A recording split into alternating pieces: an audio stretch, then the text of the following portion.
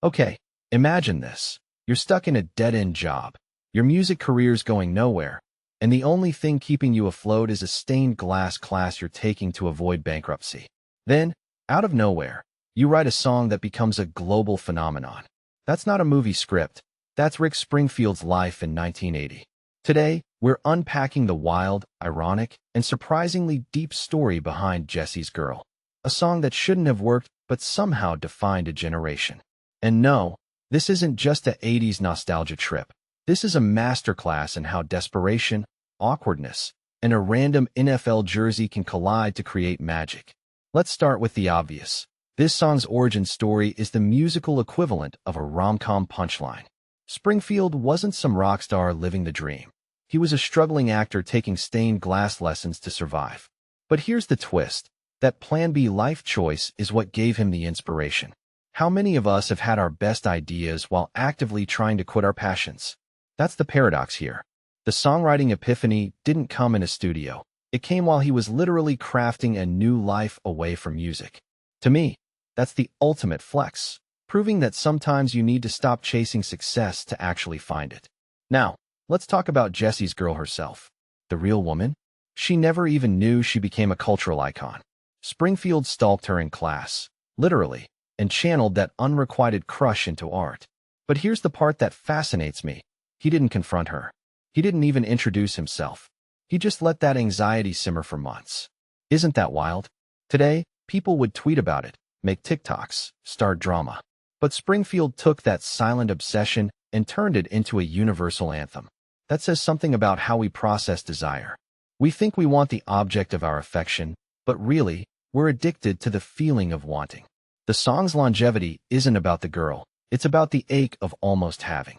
And can we discuss how close the world came to never hearing this song? The label pushed Springfield to release a Sammy Hagar cover instead.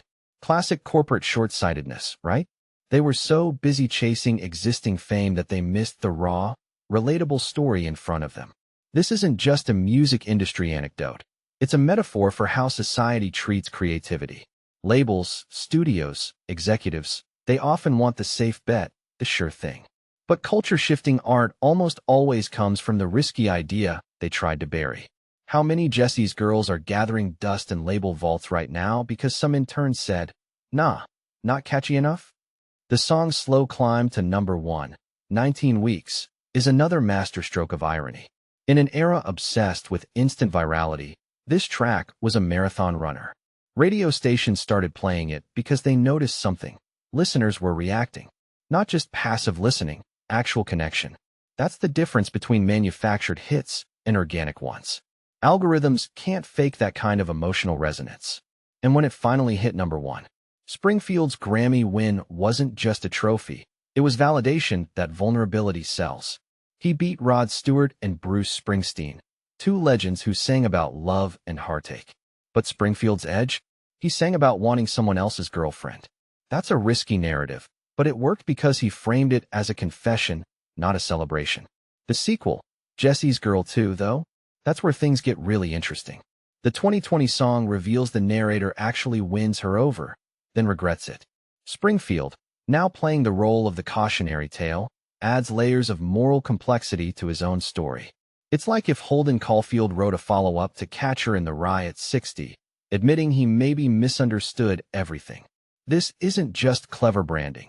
It's an admission that art evolves, and so do the people who create it. The original song made him a legend. The sequel makes him human. But here's my final thought. Why does this song still matter? Because it's about more than a crush. It's about the moments that define us without us even realizing it. That girl in the stained glass class. Her life continued uninterrupted while becoming the backbone of a cultural touchstone. And Springfield? He learned the ultimate lesson. Sometimes your biggest weakness, the shyness, the longing, the plan B, is actually your superpower. So next time you're stuck in a metaphorical stained glass class, remember, the universe might be quietly setting up your Jessie's Girl moment. What's yours? Let me know in the comments. And maybe, just maybe, don't wait 40 years to turn it into a hit.